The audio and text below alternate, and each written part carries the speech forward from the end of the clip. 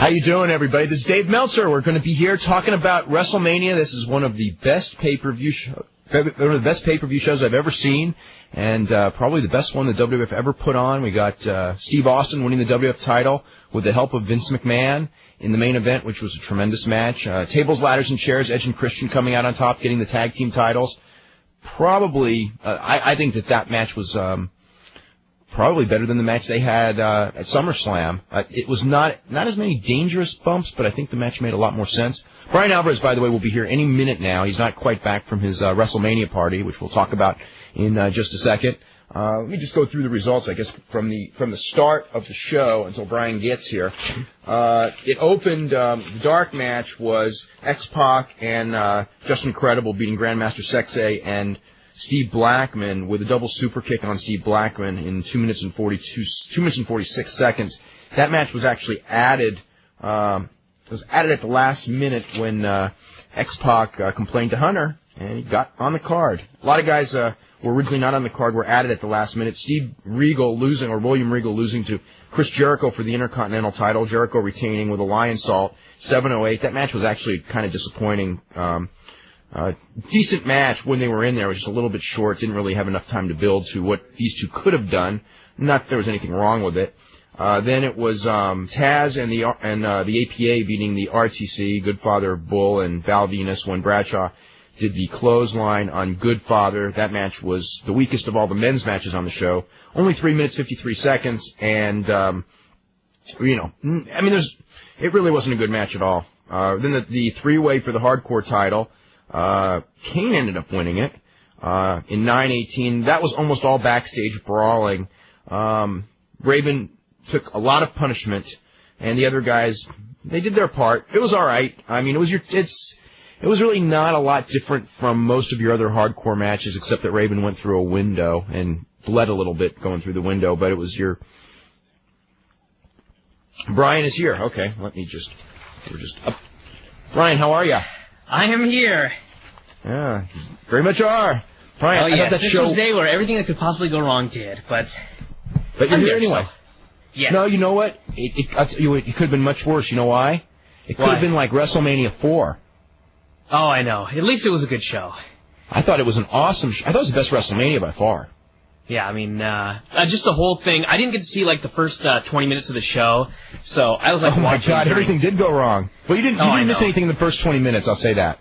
That's good. I was hoping that I missed, Chyna and Ivory in the RTC, and I missed one of them, but unfortunately I didn't miss Chyna and Ivory. But anyway, it was I got there, and I mean, it just looked so awesome with, the building just totally, completely packed, the light show and everything like that. Just the whole atmosphere was awesome, and, 4 hours, tons of good wrestling, only a couple things that were kind of, I guess Ivory and Chyna was short, like everyone pretty much expected, but it was still stunk. Actually worse. It was worse than I thought it was going to be going in, but... yeah, that one was bad. But, I mean... I'll take one or two bad ones when you got three matches like Angle and Benoit, the main event, and the tables, ladders, and chairs. Those matches were incredible.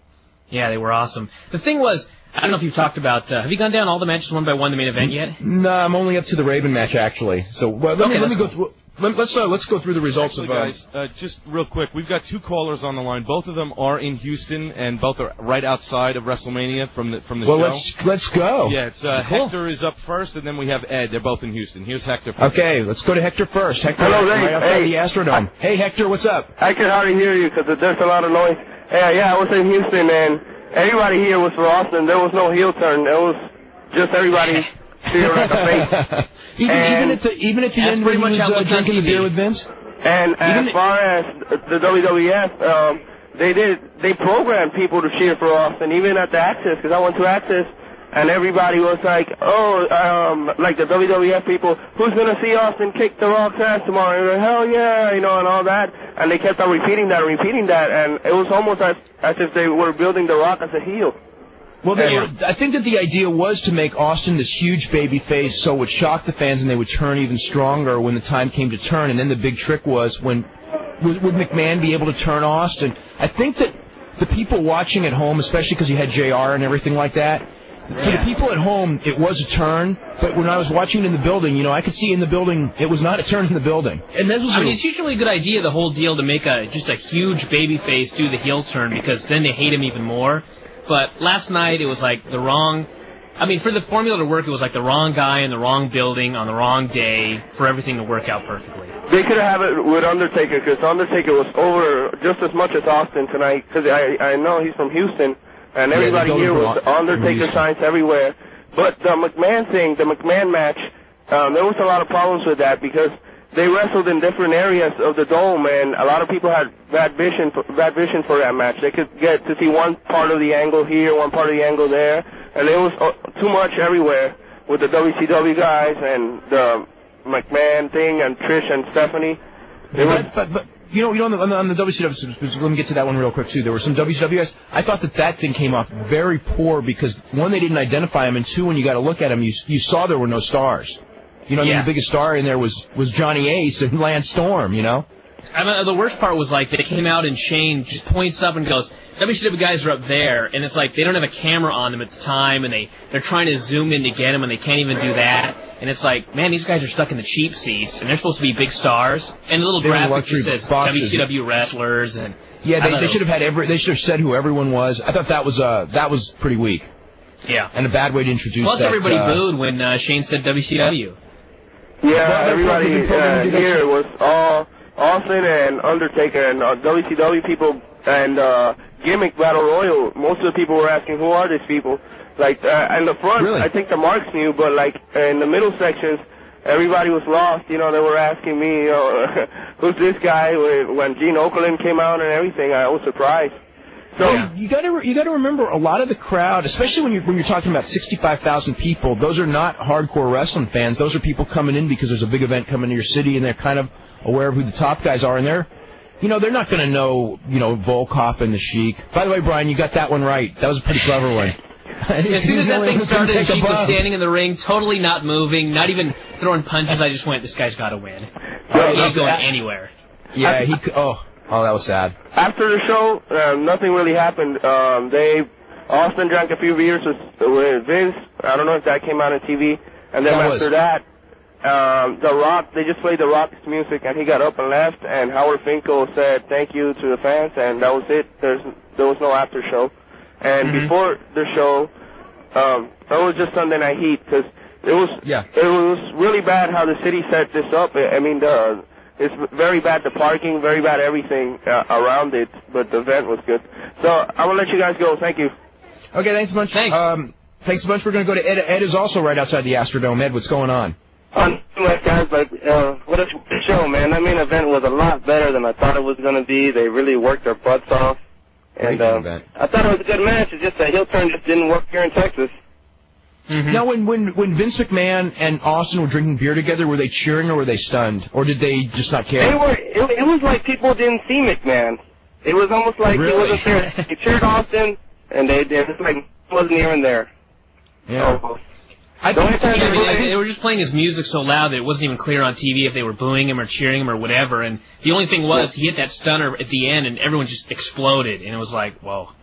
They didn't do it. You could see the crowd in the background. I could see that the crowd was totally cheering him, though. Yeah. Where he was in his cheers too. I mean, he was maybe 40-35% for Rocky, because there was a lot of boos for him. Yeah. Well, we could tell the boos for him. Yeah. What did you think of what did you think was the best match? The tables, ladders, and chairs, the Austin or the Benoit? I thought the Austin Rock was the best. And then I'd have to go with Benoit and Angle. That was a really intense match. Those first few mix-ups that they had, where they were doing the amateur style, that was really great. I thought that was real good. The TLC match was good, but there was a lot of setups. They were setting up their next spot. I don't think it was just like slow periods. Set up the tables and the ladders and a lot of slow spots. But the match I really enjoyed, it was, I guess, the intros was the Battle Royal. I know a lot of people didn't know who they were where he was sitting, but where I was sitting, everybody marked for guys like Michael Hayes, going crazy for Michael Hayes, and Hillbilly Jim got a big applause. And he was in the best shape of everyone. Think about that. I started when the Goon came out. I tried to start an old Chauncey chant from World Class, And a few people knew what I was talking about. For Barry Irwin or Bob, Bill Irwin, Barney Irwin's his real name. I keep getting mixed up. Yeah. I haven't seen him in so long. He didn't look old, though. Yeah, a couple guys knew what I was talking about when I was yelling Chauncey. Oh, and yeah. That's like early 80s world class. Yeah, that's like when I first started watching wrestling. And I knew the Sheik was going to win. For some reason, I just had a feeling he was going to win. I think it was pretty obvious. There weren't that many other options for him. I thought maybe they'll have like 10 guys on the outside and toss him on all 10 of them, but then I thought, what if they drop him? He'd be dead. Yeah. I think that it was pretty clear the idea was for Slaughter to win, and when they realized that was just not a possibility, they did the next best thing. Yeah, good. He got a nice little pop, Slaughter did himself, and I really enjoyed the Battle Royal. I mean, I know it wasn't much of a Battle Royal, but I did enjoy it. It was pretty nostalgic to me and stuff. And I thought the Vince and Shea match was pretty good, but there were some slow spots. But I thought that one was pretty good. And I can see that Tripley got her revenge. I didn't think they were going to let her. Yep, she did. Linda got out of the wheelchair. Actually, before we go on, Ed, I want to thank you very much. Let's go through the results. Then I'll also remind everyone the phone number is 1-877-392-3299, and emails Dave Meltzer at IATA.com if you want to join in. We've only got an hour, so we're going to go through this as quick as we can. Eddie Guerrero beating Test to win the European title due to help from Dean Malenko and Perry Saturn, who were both added to the show at the last minute. Kurt Angle defeated Chris Benoit by holding the trunks. That was a really super match. The one negative, I was watching this match, and it was very authentic style. Great wrestling early. And then when they went to the brawling, it was great brawling, great build. The negative, I thought that they did a ref bump spot, and then Benoit put the crossface in, Angle tap, but there was no ref. I thought that really wasn't needed because the minute they did the ref, it just made it feel like every other match on the show to me. Yeah, plus they were having so many ref bumps on the show that it was like just one in a match that you really didn't need it.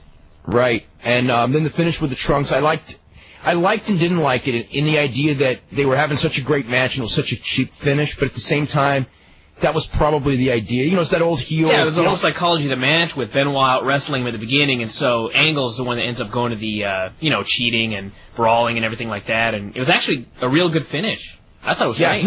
No, you know what that was? That was a total Jack Briscoe Dory Funk Jr.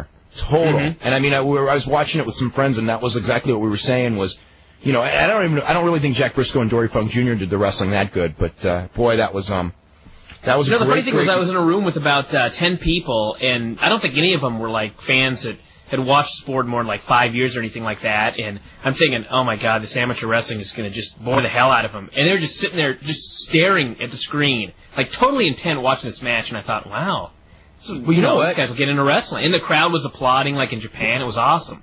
Yeah, you know what? Kurt Angle, when it comes, I mean, it's like his speed and technique on the mat, and also the way he made Benoit, you know, like look like he was like an Olympic wrestler. You know, but just by the way he let Benoit, it was really, we praise that guy enough anyway. Ivory and Chyna, at least it was short. Chyna won. Chyna, I thought that being that Chyna was going to win, I could say so much bad about Chyna. I'm just going to say that was the worst match on the show and leave it at that. And what a finish. That was so horrible with the press slam, and then it was like she was reclining on the sofa to pin Ivory, making Ivory just look like absolutely nothing. And then the other thing was, the whole thing of this angle is that Chyna's supposed to have this career-ending neck injury, and then like earlier on, you know, when they did an interview, I think this was actually on Heat, and they bring up Chyna's injury, and she like blows it off and just goes, oh, I'm 110%. You know, there's no injury. You know, it's like, that was great. I mean, the whole idea was the reason she's not wrestling men anymore is because she now has vulnerability because of a neck injury. Well, so much for that storyline that they created. Then we had Vince and Shane, which Linda got out of the wheelchair. Trish got her revenge, and Shane won. Linda with a low blow, and then Shane pinned him. Shane took a bump. He did an elbow off the top ropes. Crazy flying elbow off the post again. Yeah, right. You know, through the Spanish language announcers table. That was. I mean, put it this way: Vince McMahon is not a worker, and Shane McMahon is, you know, only works a couple times a year. And given all that, they had a lot of interaction with Mick Foley. Mick Foley and Vince were beating each other up a lot. It was entertaining for what it was. Then we had Vince, if you didn't see the show, Vince took a hell of a beating. So he said he was gonna, you know, he'll get his just due or whatever, and he got in the storyline and he took a beating as well. the finish was almost like a Van Daminator in that Shane was on the top. Oh yeah, with ropes the garbage can. With a drop kick all the way across the ring, garbage can to the face of Vince, and that set up the pin. So that was pretty impressive athletic move. The Hardys, Edge and Christian, and the Dudleys in a three-way. Edge and Christian ended up winning when basically Rhino put Christian on his shoulders, climbed this giant 14-foot ladder, and Christian grabbed the belts and came down. And they killed each other. I personally liked this match more than any of the other ones because I thought that psychologically the crazy spots were better timed. And I mean, they made more sense in the whole picture of the match. Right, and it didn't seem like the one that they had last year at WrestleMania, which was an excellent match. I thought that was like more of a stunt show, and this one was a stunt show to be sure. But I just thought the drama built. I thought the guys were a year better as workers all across the board, all 6 of them, and just as good Jeff Hardy did. Came off with a swanton off a 14-foot ladder onto Spike and Rhino? Yeah, and then there was this crazy bump that Matt Hardy and Bubba took onto, double stacks of tables outside the ring. And then there was the big finish, which was, Edge speared Jeff. Jeff was hanging on the belt again, same thing from Raw. And Edge just speared him off and just killed him. It was one of those matches where I thought, I will enjoy this match far better watching it on tape, knowing that everyone lived. And I'm serious about that, because there were some bumps, I think it was Christian took this one bump off the ladder, and I don't know if he was going to crotch the top rope or what, but he ended up going over the top rope. He overshot it. Yeah, he overshot it, and I thought, oh my God, that guy's done. He's done. And he got back up and finished, but it was brutal. I don't know. I love the match, but it's I don't really know if I want to watch another one of those again. Yeah. Let's see, Sheik won the Battle Royal, and then Slaughter put in a camel clutch. The ring introductions were fine. I guess, a lot of the guys people really didn't know. A few of the guys I think the people had fun with, Okerlund and Bobby Heenan got to do the announcing, so, whatever. Now, what guys from WCW did you recognize? Because I saw Johnny Ace, Lance Storm, Jindrak, Stacy Keibler, John Stasiak, Hugh Morris. Was there anybody else there? Charlo Guerrero. I saw more people than I did. Did you mention Miss Hancock? She was there. Yeah, I said Stacy Keibler, yeah. Okay. And then we had Undertaker and Helmsley, and Undertaker beat him with the last ride. A lot of great near falls. I think long term I will understand it, but having said that, it makes that last month pay-per-view finish where Hunter beat Austin make a little less sense. And if Hunter is going to be the one challenging Austin, which I guess he probably won't be, but if he were to be, actually this makes last month's match make no sense. But anyway, so much for that. But it makes sense politically. Okay, but here's the thing. Okay, Hunter doesn't job for anyone for a long, long time, clean, right? So the one he picks to job for is a guy who's already established. I mean, it should be for a guy who's not established. I mean, it was it was the safe political job. It was the job that, you can't say no to, but it was the wrong, this match Hunter should have won. Mm-hmm. And Rock and Austin, Vince turned heel, gave Austin a chair. He hit Rock about 400 times with a chair, and I thought the finish was so awesome. He hits him with the stunner, Rock kicks out. Rock kicked out about 50 different things, stunner, the rock bottom, everything like that, and finally Austin just gets a chair and just absolutely laid waste to him and then pinned him. And I thought that is an awesome finish. They went 28 minutes. We're going to go back to the calls. We're going to go, we got full bank of calls. Let's go to Tony. You're next up. Tony, what did you think of WrestleMania? Hey, guys, what's going on? Hey, not too much. Well, by 10:30, I said this show is great no matter what happens from here on. So it was easily the best pay-per-view I've seen since I can remember. And I think that this pay-per-view the best one. Is the punctuation on this wrestling boom for the last 5-6 years. I always said that the one thing that was missing from this boom was that big stadium show. When I think back of the big boom of the 80s, I think to 3 or 6 or 8, and that was the one thing that was missing, and now they have this one. And I just thought it was unbelievable. I didn't like the ending. I didn't like the last 5 minutes of the show. Really? I would have liked to just seen them have a classic clean finish, one guy or the other, and save that turn, because it didn't work. The fans didn't care, and you got JR and Paul telling us something that doesn't really kind of mesh with what the crowd is reacting to. You know, that whole match, you know, you're right about it was the wrong city, because if you watch the match, Austin from Bell 1, Austin worked heel, Rock made babyface comebacks, and every time Rock made a babyface comeback, the whole place booed. Yeah. And it was like a reverse psychology, and they worked it the way to like turn the crowd slowly but surely the whole match towards Rock, but the crowd just didn't turn. Where's Raw tomorrow night? Raw's in Fort Worth, which Steve Austin I think had his first match in Fort Worth. It's going to be very interesting. I was just thinking it would have been something like, I don't know if the fans would have been angry if they're more interested in the match or the angle, but I was thinking they could have just done something like at WrestleMania where they do the straight match, Austin gets to win with the stunner, and then do the rematch on Raw and do the whole swerve and everything on the Raw match when they're not in Texas, but they're in Texas, so there goes that. I don't think that you want to give away the WrestleMania main event the very next night on Raw. Mm-hmm. I think that already, especially with a $40 show, I think that people will, you know. The crowd, just that sight of all those people was awesome. I can't imagine what it was like being there live, but it came across so great on TV. And that Texas crowd was great. They seemed to really react and weren't dead for really too much. But a couple of miscellaneous stuff on the show. Regal and Jericho kind of didn't... I thought it was going to be a better match than it was. They were kind of sloppy. Agree with that. Yeah. And also, it was also too short. Yeah, too short. I'm surprised they didn't get a little bit more time than they did. But, and you know, I'll tell you, the 4-hour format really worked well because it allowed a lot of the matches to, you know, be longer and play out, and hopefully this will be something they'll go to more often for the bigger shows. Do you think that's possible? I think it's better to leave that for Mania. That way Mania can stand out and you can charge the higher ticket price for it, because people feel justified. They got an extra hour out of the show and they paid the $10 extra. So I think to me a monthly thing for 4 hours just for the big shows. I agree. Just for the big shows to make them seem special. I would agree on that. Hey, was Heat live? He was live, so it was really a 5-hour show. 5 hours for that crowd. That's pretty. But that's good that they didn't die. But they didn't really do anything. They only had one match on Heat, and it was a 3-minute match. So realistically, it was still a 4-hour show because they didn't do anything. There was really nothing before the crowd. They didn't do any live interviews or anything like that. Everything was just on the, you know. But most of the people were there. You know, I mean, that building was. There were probably 40,000 people in that building towards the latter stages of the Heat show. So, I mean, you know. I think once a year, a 5-hour show, the fans know that this is the big one, and they'll sit through it, and, you know, they'll be... I don't think, like, every month they could do the 4-hour show and then a Heat show, or even 3 hours in a live Heat, and the fans would stay into it. It's too much. Guys, I thought there was way too many ref bumps on the show. Absolutely. Yeah. Especially, like, in needless situations, like, in certain matches... The Undertaker Triple H match...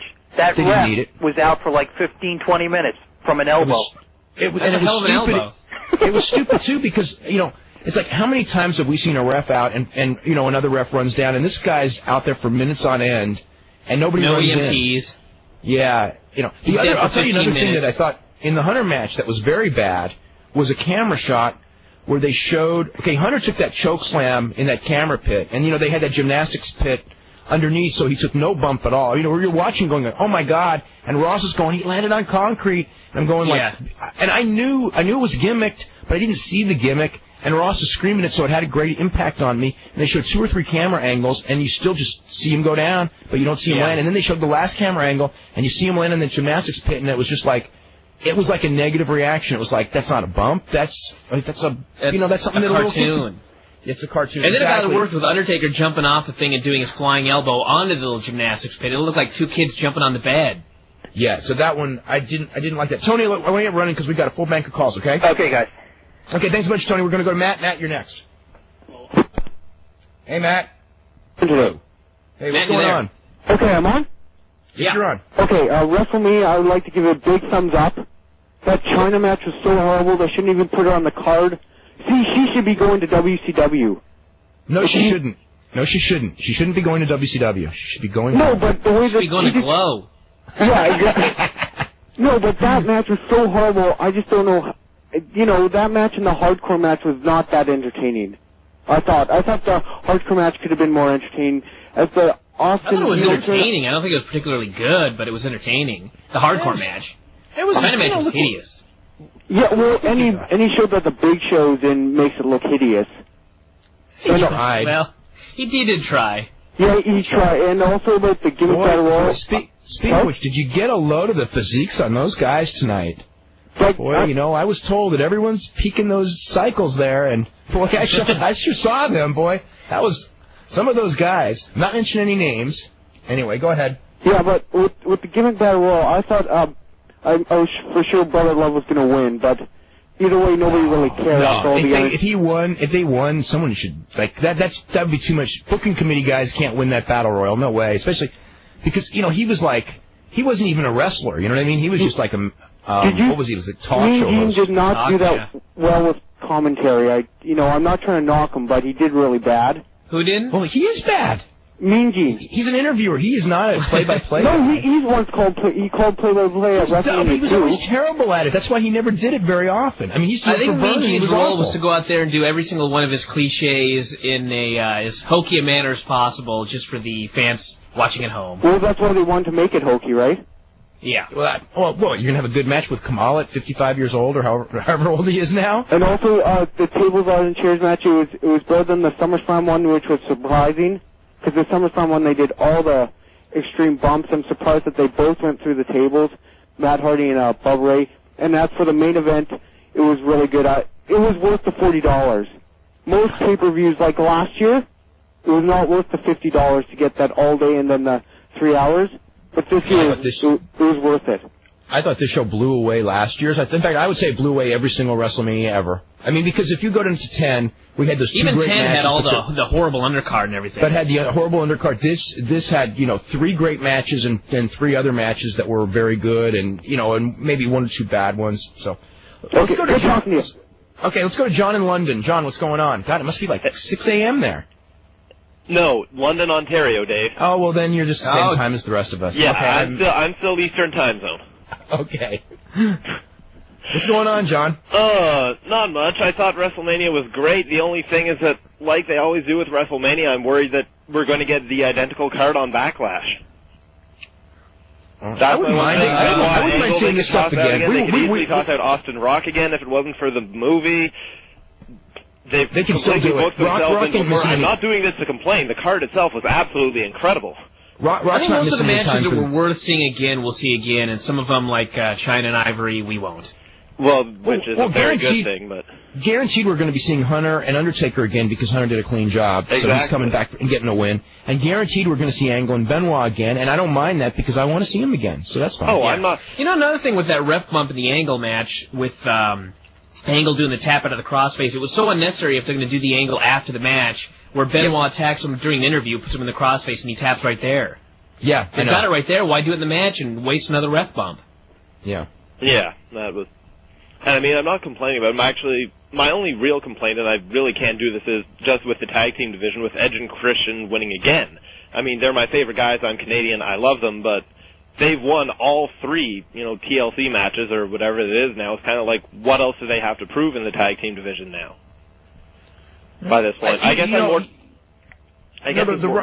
the writers like the idea of them as the champions, the other guys chasing, obviously, and they're. I can't knock them. They worked. Anyone who won that match would have been fine. I don't think anyone really cared as much who won. I mean, after that match, they all got elevated, I think. Oh yeah. Yeah. Yeah. So I guess it's just I'm more kind of a throwback, and I enjoy seeing everything kind of get blown off at the big card of the year. So I guess that's why I'm kind of. But I admit a lot of the stuff did, so I can't really complain about it a whole lot, especially considering it was probably the best card ever. So. No, the best card ever, but it was, I think it may have been the best pay-per-view ever. Yeah. Arguably. I said the best. If we said that the Calgary Stampede was the best WWF pay-per-view ever, I would say this beat it easily. Would you agree with it or no, Brian? I'd say so. I mean, Calgary Stampede, it was so many great matches, but it was like a 2-hour show, Yeah. If they would have had additional matches on there, if they had 4 hours worth, it wouldn't have done it. No, WWF in 97 had better not be trying to flesh out a 4-hour card. They didn't have the horses then, I know. Brad in Mississippi. Brad, hey guys, what did you think of the show? I thought it was probably the best pay-per-view I've ever watched, and I've been a loyal, diehard WCW fan who has nothing left now.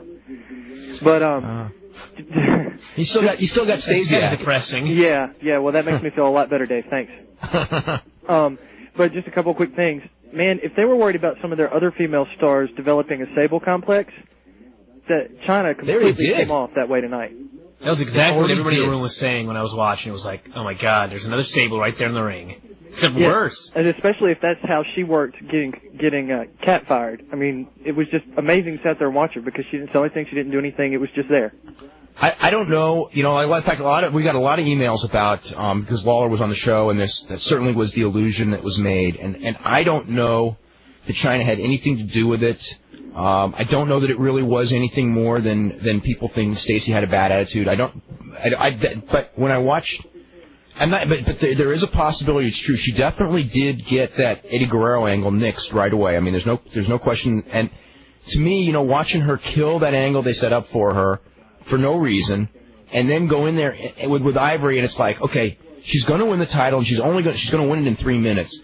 There is a sell spot, which I never saw, and then to do that thing where she picks her up once and then pins her again. It's like she didn't need to do that. I just thought that was just way out of control. There was, So, but the other thing, I couldn't believe Hunter put over Undertaker. I thought it finished I couldn't either, actually. Well, the thing that scares me the most is that, okay, so now are they going to do Undertaker Austin again? I'm sure they will somewhere sometime, sure. Because, that looked like, that's the only, outside of, Rock, I guess, doing the rematch thing, but Undertaker's about the only one left, huh?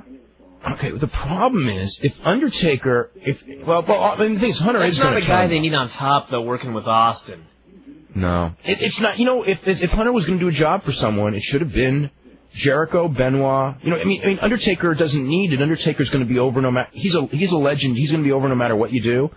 And, that's why I kind of, I saw that thing building where he was going to lose, and it's like, it's that pecking order thing. It's like, it's okay. It's like, it's okay to lose because he's a big guy. It's okay to lose because he's an established star. And it's like the whole gimmick is when you put people over, is you put new people over, not. Yeah, you elevate people. Yeah, anyone. There's nothing wrong. There's nothing wrong. Once he beat Austin, I don't know why he would lose to Undertaker. It just doesn't The one thing when I was watching that match, when I saw the finish, because Hunter was up there going for they're going for the power bomb, and he went for the sledgehammer shot, and I thought, okay, this is it, and it wasn't. And Undertaker pinned him. My only thought was, okay, Austin is turning heel, the guy in Texas on the Texas show, so maybe they just want to get another Texas guy over on this particular show, and Undertaker's the guy. I just figured they wouldn't want to, send fans home happy with some of the main and the main. Well, first of all, the fans were going to go home. The main didn't turn out that way, but the fans were going to go home happy either way. But it's like you're not. This show is not for Houston, Texas. This show is for the world. Yeah. And I think that they proved that by the main event, because if they were booking the show for Houston, Texas, they never would have done that turn. They were booking the show for the world, and they were working the show for the world. The way Rock was working. It didn't work in the building, but I'm sure that the people sitting at home. Rock was making the babyface comebacks. Anyway, we're going to go to Dave in New York. Dave, what's up? Hey, guys. I, unlike everyone else that's called in so far, was very disappointed by the show.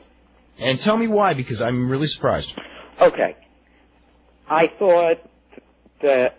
Okay, let's go over the main matches. Undertaker versus Triple H was terrible. Because... I wouldn't say terrible. Okay, here's why. Okay. The referee took the elbow drop and played dead for 10 minutes. Well, that was a terrible spot. Okay. They didn't do anything remotely good during those 10 minutes when they were brawling around the arena. And, the finish was good. I did like the finish, but I did not like the rest of that match. TLC I liked, but was below expectations. God, what did you want? No, below expectations. No, let me explain here. Because, last year at WrestleMania, my complaint with the ladder match was that it had too long setups. At SummerSlam, they got rid of the setups, had a much faster paced match. This one was just kind of in between. Okay, you get my point there? I just thought that they were. I thought they for guys that were killing themselves. I thought they killed themselves much smarter than they have in the previous two matches. Yeah, I guess that's true, especially after that backwards bump Matt Hardy took at SummerSlam. The main event was disappointing because the first half was not very good.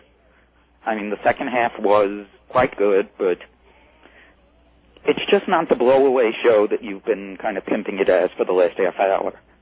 Really? I thought it was. I mean, you can't. I don't know how you can rank it as almost as a show as being, say, better than the EMLL first pay-per-view from last year, or being. I haven't even compared it with that, although I thought. Well, he said one of the best general pay-per-views. Yeah, I would say that there was not one match on this show that was better than the main event on the first EMLL pay-per-view, but I thought overall. Okay. The first EMLL, that had a lot. That one didn't have a hell of a pay-per-view. That first EMLL pay-per-view was a fantastic show, and it had no bad matches, and this one clearly had bad matches. Okay. But this one, they were different. I think both shows were outstanding. But I don't know. This was to me, this was. I was thinking like comparing this one to When Worlds Collide, and When Worlds Collide didn't have any bad matches, which this one had. Actually, When Worlds Collide had more heat than this one overall. Yeah. So there may be an argument for that When Worlds Collide to be better. Although it wasn't a 4-hour show, it was a 2-hour show. So. Yeah. Okay. So okay, we got to run. Okay. Okay. We'll talk to you later, Dave. One thing I do want to say is that the first ahead. 5 minutes of Benoit Angle were great, fantastic. First, absolutely. I thought that whole match, except for the ref bump, was fantastic. Let's go to Brooks in Maryland. Brooks, what's up? Hey guys, how you doing? Hey. Doing really good. Yeah, I really liked the show. I thought the first half hour was a little too much like Raw though, but it got better. They didn't do as many vignettes and skits as I expected, which I'm glad for. That's true, yeah. I love the Benoit Angle match. It was awesome. The crowd was like cheering after every little toss around they were doing on the mat. That was cool. Mm-hmm. I like the hardcore match. I couldn't believe they went backstage. It's like 65,000 plus, watching. That seemed kind of like crazy to me. I thought that was a hell of a video wall, though. Yeah, that was pretty cool. I think the deal on that is they had to do something different because there was no way that those three guys were going to have a wrestling match compared to like most of the wrestling match on the show. So they tried to just have them do something totally different. Yeah. And they had to have the golf cart spot. Yeah, Raven nearly got hurt because those guys don't know how to drive. I thought the whole set they had constructed back there, that was pretty cool, actually. What, that little room? Yeah, with the window and all that. Yeah. I thought that room, what was interesting about the room is that because the room is so small, it made, Big Show and Kane look so enormous, which they are. Yeah, that's true. Hey, no Pete Rose. That's no true, Pete Rose. Hey, who was the Gobbledygooker? It might have been Hector Guerrero, huh? He was dancing. I bet that's who it was because they're still in contact with him and they probably were happy to give him a payday. I don't know that's who it was though. Yeah. I was really the fact they got Ray Apollo when they could have got anybody else in the world for Doink makes me think that it probably was Hector. Yeah. I was really surprised at the amount of boos for The Rock though. I was like 75% of the audience is going for Austin. That was surprising to me. I kind of figured that was what was going to happen. Yeah. Yeah, so did I. I don't know how they're going to explain the Austin turn because, him and McMahon have such a history, though. It's going to be hard to do. Well, we're going to have to watch Raw tomorrow and watch that 20-minute interview that may go forever with Austin and McMahon out Maybe there Austin trying to... Maybe Austin can come out in his suit and tie again like that one time they tried it. He probably will. We're going to go to Damien. Damien, what's up? Hey, Dave, how you doing? Hey, doing really good. Good show tonight. Yeah, it really was. I think. I don't know. Somebody from New York was complaining about it, but I had 10 people here, 10 hardcore wrestling fans, and everybody walked away happy. Which is. What do you think was best? What do you think was best and worst? Worst thing was Chris Jericho jerking the curtain. Okay. Worst thing, I don't know how this guy is still. Granted he's got the IC title or whatever. That means not much these days, but first match, come on. Best thing on the show, I'm sad to say this, but the best match of the night was Shane and Vince. I think so? The Benoit Angle thing was the best wrestling match, but the thing that had people most entertained, I think, was Shane and Vince. It was they were not more entertained by that than Rock and Austin had twice the heat of those guys. Yeah, they did. What that was quite a pop for Linda standing there? up out of that chair, though. What's that? It was set up perfectly. Linda standing up. Yeah. They ate that thing up. Yeah, the Van Terminator was, Shane. What was that all about? Paulie saying hi to Rob Van Dam again, or They what? slapped old Rob Probably in the sending face. a message to Rob Van Dam. They're not going to hire him, and we're going to steal your move. We're going to have the owner's son steal your move too. Sad. Yeah. What did I want? Oh, yeah. The main event was great. I don't like the turn. I wish they did it vice versa. Vice versa, getting Rock turns heel? Yeah. I mean, I guess you can't do that because Rock's got all the crossover, the movie contract, You and all could that. do that. It doesn't matter. You can still do it. You could still do it, but the thing is, that was their determination. I mean, we've pretty much known for 6 months that this was where it was going to end up, and pretty much it was going to end up on this show. So, Well, I was just hoping that Vince is always on TV saying, "Well, the reason our fans love us so much is because we listen to them." well, They if they listened did to the listen, they fans would the have last turned Rock. 6 months. They If would they have did turned listen, Rock. if they did listen in the last 3 weeks, they would have turned Rock. But by God, I'm a monopoly, and I can do what the hell I want. He can do whatever he wants. He doesn't have to listen to the fans ever. He doesn't have to listen to the fans ever again until Rupert Murdoch starts his own wrestling company, which is not happening. You know what? The only other thing, one more thing about the show I didn't like, Eddie went over and he didn't get to use the frog splash. Yeah, he tried. I like when Eddie gets when he hits that and wins a match. That's good, but he didn't get to do it. We got to run next, okay? Let's go to Tom in California. Tom, you're up. How you What's guys going doing on? tonight? Hey, how's it going? Really good. I mean, that one caller who called in earlier said the show sucked. I think he must be somebody far from WCW because... if Survival Tobita had won the Gimmick Battle Royal, he would have given it a thumbs up. No, but you know what? He's a really smart guy. I mean, he sends me emails all the time, and I'm not being facetious. He's a really smart guy. But anyway, go ahead. Yeah. I mean, it was a really good show. I mean, that sight of 67,000 people in the AstroDome was really cool, and every match was just awesome. I just want to say it was the best $40 I've ever spent, really. And wow. Wow. I swear I have something that I was going to say, and I better not, so that's okay. Go ahead. Jeez. Did this break WrestleMania 6 attendance record? Yeah. It did? What do you mean? What do you mean? Sorry. No, the attendance record for WrestleMania is WrestleMania 3, and this did not break that. But the WrestleMania 6. It was 6. Now, that was Hoosier Dome? That was like, That was Skydome. No, 6 was Toronto. Skydome, okay. You know what? I will tell you tomorrow when I get the real number. I bet it didn't. But so the number they will claim it did, but I just don't know about that, okay? It's pretty close. Is the number on TV that they said, is that not correct? Or? Well, generally speaking, on every pay-per-view, it's not, so I'm just skeptical that it is this time, if you know what I'm saying. Yeah. But it's pretty close. I mean, they had sold 60,000 tickets, a little over 60, under 61, and called it a sellout. And you figure if there's 3,000 or 4,000 paper, so it's like 63, 64. And when I saw the original sketch of the Astrodome, the sellout was somewhere between 64 and 66. So, whatever it is. I mean, they're probably counting, the chefs and there's 10 WCW guys in the corner and all that, and Gimmick Battle Royal guys. Yeah. The Gimmick Battle Royal guys, and then some of the guys that went to the XFL game that, and things like that. I'm going to say last thing real Parking fast. attendance. I predict a new record low for the XFL game that went against WrestleMania, so there you go. Oh, yeah. Oh, that's right. Oh, yeah, that UPN game? Oh, brother. You think Vince will bury his own company in the press? Maybe. It's WrestleMania killed the XFL. Thanks for taking my call, guys. Okay. Thanks. Al, who's up? Okay, we got Mike in California. Mike, what's going on? Chillin', how you doing this evening? Doing great. Actually, I got on kind of late. What did you guys think of the show? I got on late. Kicked ass. Yeah, it was phenomenal. I might be in the minority in this, but I know a lot of people are complaining about Steve Austin's heel turn, and I think what I want your opinion on is I don't think they really should worry yet until let's see how the fans respond once they're out of Houston. Yeah. It's almost like I don't Ric know how Flair they're going to do it for work tomorrow either. You got to get all the way out of Texas. They may have to get out of the United States. Maybe you can start drinking wine. There's ways to do it.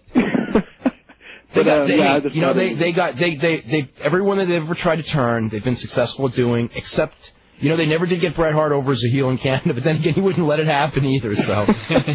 That's true. Very well. Thanks for taking my call, guys. Okay. You're very welcome. Okay. Next up, Jimmy in Arizona. Okay, Jimmy in Arizona. What's up? Hey, what's up, guys? You do a great job. Thank you. Not a problem. Listen, one way to make sure Austin gets over, I think, be taking like Foley did in ECW, just do headlocks and stuff like that. Oh, the old school.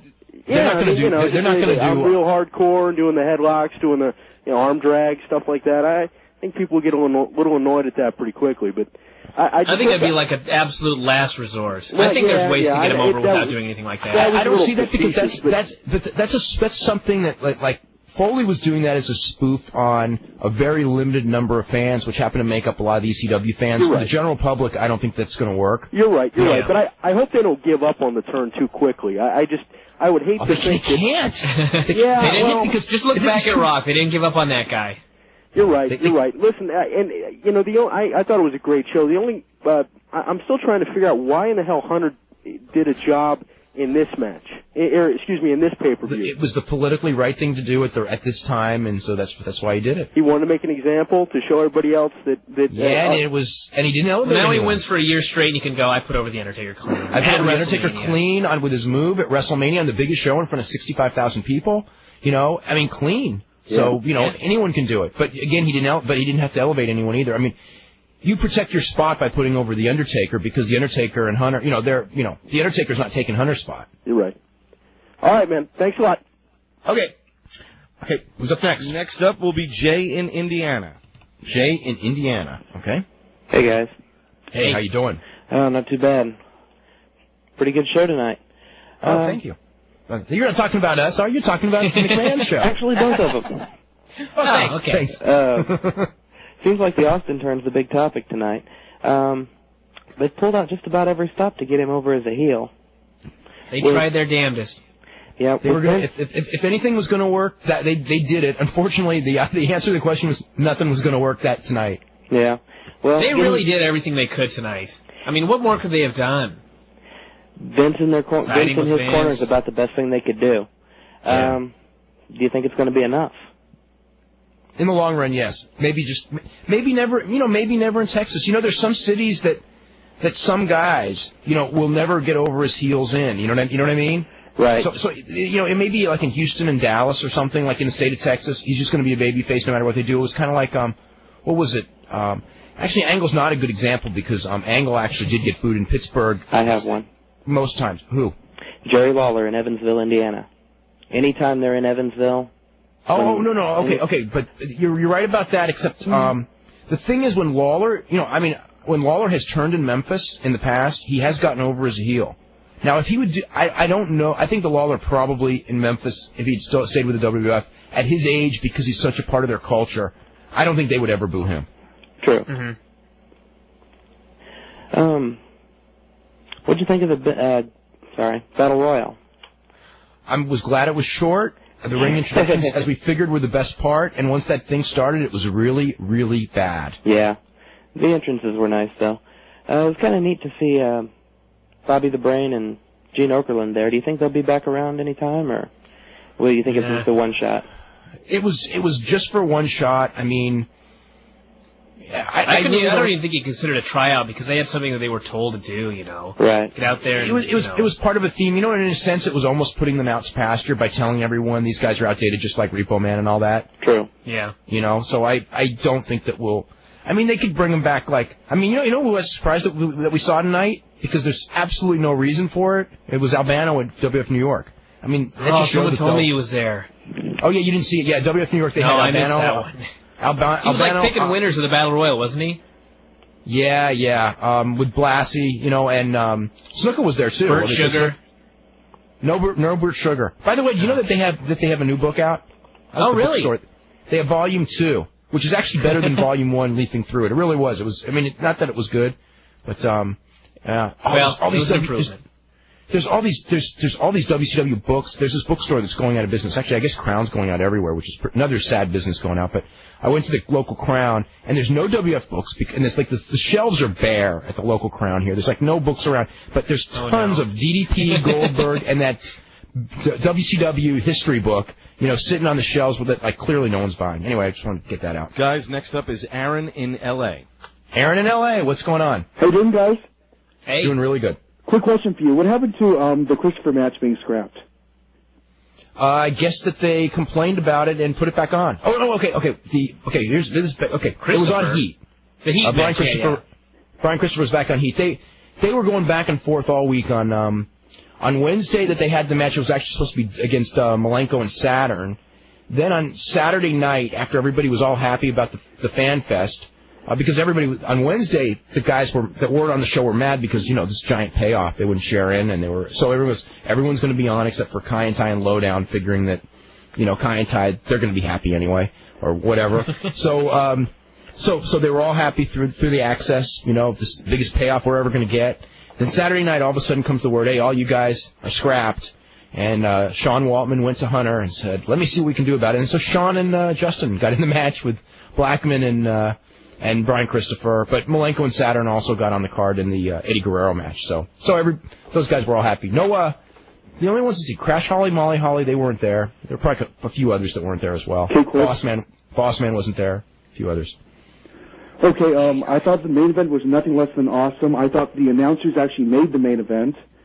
I think that Heyman and Ross was working so hard. Yeah, Ross was working hard. Heyman was very good. Heyman was even good in the Heyman was really good in the Jericho Regal match, which you didn't see, Brian, because right at the beginning they set the stage and said that Jericho is going in with an injured shoulder, and then Regal worked on the shoulder, so it made it more than it made it more effective than it was probably better on TV than it would have been live in the building because of that. I think there was a tie for the worst match tonight between, of course, the women's match and then the six-man match. I thought Tazz looked horrible tonight. It was just short, and it was in and out, and I thought it was a bad match, too, though. There was, what was it, the spot where, was that kind of just like a squash? No, it was just 4 minutes back and forth, but there were two spots with Tazz, one spot where they were going to whip him off the ropes where I thought he was going to, this sounds funny, but fall through the ropes because he was too short to hit the top rope. Because he went in at a bad angle, it would look really weak. Mike from Ohio is up next, guys. Mike from Ohio, what's going on? Hey. Yeah, just got a couple quick thoughts. First off, I don't care what anyone else says, I loved the Taker-Hunter match. I thought that was incredible. I thought that was the best I'd seen Taker work in months. He even busted out the Tombstone. Yes, he did. We didn't mention that. Yeah. Well, but he can do that anytime. That's because of WrestleMania, and Hunter can get that ban rescinded, which some of the other guys can't. So that's not like crediting the Undertaker or anything. That's just they let him let him do it, because they really don't want him doing that too much right now. Yeah. Because if he does it, then the other guys will start wanting to be able to do it, and they don't want the other guys doing it. Mm-hmm. Yeah. Also, I thought the hardcore match was, I don't know, I thought Kane got a better pop than what I thought he was going to get. Raven took okay bumps. Paul White was freaking useless, I thought. Yeah. And no Pete Rose. There. Where was Billy Rose? And he caused a car accident in that golf cart. I blame him for that. Oh, okay. All right, well, that's all I got to say, guys. Thanks.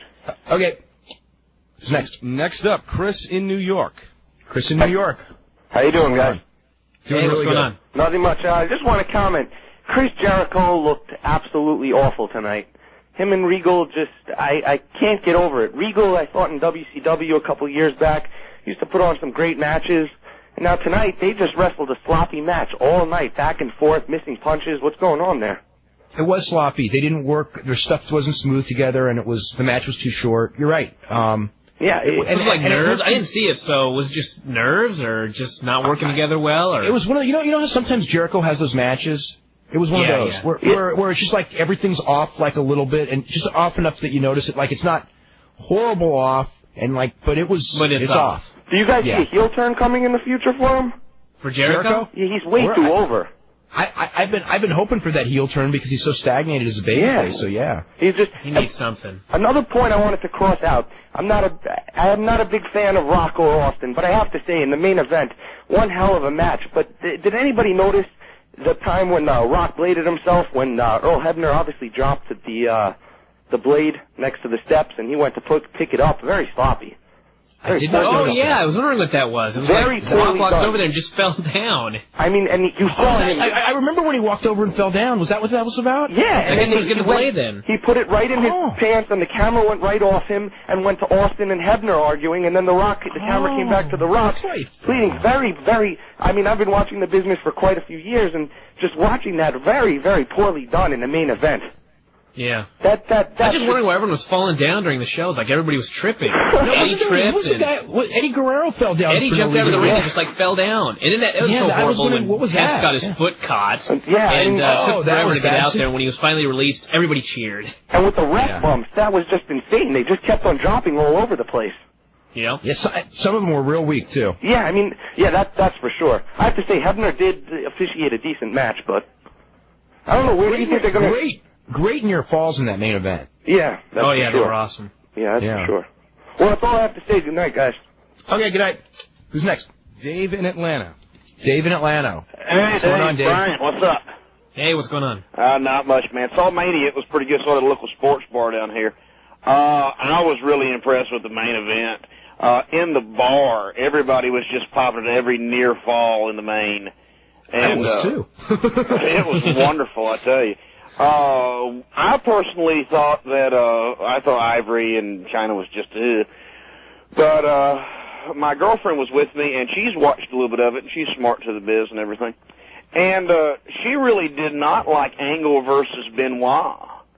Really? And, for what reason? Well, what she said is, now, she hasn't followed the psychology, and she hasn't been following nearly as long as I have. I've been following it since '85. She's kind of jumped on the bandwagon because she's engaged to me and don't have much of a choice. But God, people have been engaged to me. They don't have a choice, but they still hate wrestling. No, she actually's got it. I got old UWF that I'm going to make her watch later, but that's what you need to do, Dave. That old UWF. That's how you're done with all that watch stuff. She'll like Benoit. Take my word for it. Oh man! But she said that basically a lot of the newer fans, what kind of turned her off was the mat wrestling at the beginning, because what she marks out for is the high spots, like in the tables, ladders, and chair stuff. She loved that. She thought that was just the greatest thing. But you can't do that every night. You can do that mat wrestling every night. Every single night. Well, and get those submissions over, that's awesome. Yeah, that's the other thing. They finally got those submissions over. That was what was, Well, I was explaining to her that first thing you got to do is they're building up that they were both equals on the mat, and then they went to do the suplexes and do that, and then after that they went for the submissions and stuff like that. And then the other thing was what was so good is they're doing all that wrestling, and then Angle, by throwing the first punch, really heals. You know what I mean? Yeah. You know, rather than like everyone's just out there punching and kicking and like there's no one really healing because they're both doing the same thing. Yeah, they put Benoit over so strong with the wrestling too, so the punch meant so much more. And I was telling her also that, you know, it's similar to, because it's got Heyman all over. It's similar to the, you know, the Sabu Van Dam angle where, you know, both men are worthy of respect and one just disses the other, and it's building for the heel feud, you know, the heel versus face feud and all. But I was impressed with that. I personally enjoyed it. The one spot I did like was seeing Kamala standing on Regal's desk and him freaking out. That was pretty funny. Best use of Kamala in the last 3, 4, 5 years at least. That may be true. He was. Well, that may be true because he hasn't wrestled in about 10. I can't remember the last time that guy was around. But it was a really good card. It was well worth the money. We really did enjoy it. And I tell you right now, I'm hooked to Figure 4 Weekly now. Thank you. I've been subscribing to it for a while, and I just love it and everything. You say some funny stuff in there. Anyone who hasn't tried it out should, you know, get a subscription and just try it out. And Dave, I've been subscribing to you ever since about '93, with just a couple of interruptions, and I just think your newsletters will still one of the best in the business. I really have appreciated this week's issue too. Oh, thank you very much. Yeah, you've done some of your best work. Hopefully you'll get a little rest now that we have one promotion pretty much for a while. Forever. But what was your take on a lot of the stuff that went on? What was your thing about the what do you call it, tables, ladders, and chairs match and the Benoit match? I thought both matches were tremendous. Really? Fantastic. Oh, yeah. What do you think? Do you think this will actually get Austin over as a heel? Tonight this won't, one but alone, they'll do no. it. No, but they're going to have to work at it. This is not going to be the world's easiest turn. No. Tomorrow night at Raw, are they in Texas tomorrow night? Yeah, they're in Fort Worth. Good luck tomorrow. Well, if anybody can do it, it's Austin and McMahon. Well, you know what? You know what he can do? Austin refuse to work. No, you know what Austin can do? If he gets the mic, all he has to do is go, I hate all you people in Texas. I'm moving to Connecticut. That's it. All he has to do is say that and he'll be fine. Or either, I thought of an idea a while back of maybe, I hate fantasy booking, but if he walked up there and said, I'm whipped, Deborah told me to do it, there goes your macho. All the guys out there. That might kill him a little too much. It would kill him, but Yeah. That'd get the wrong kind of heat, but done correctly, it could be kind of humorous. Yeah. Dave, we got to get running, okay? All right, appreciate it. Have a great one. Al, are we totally out of time?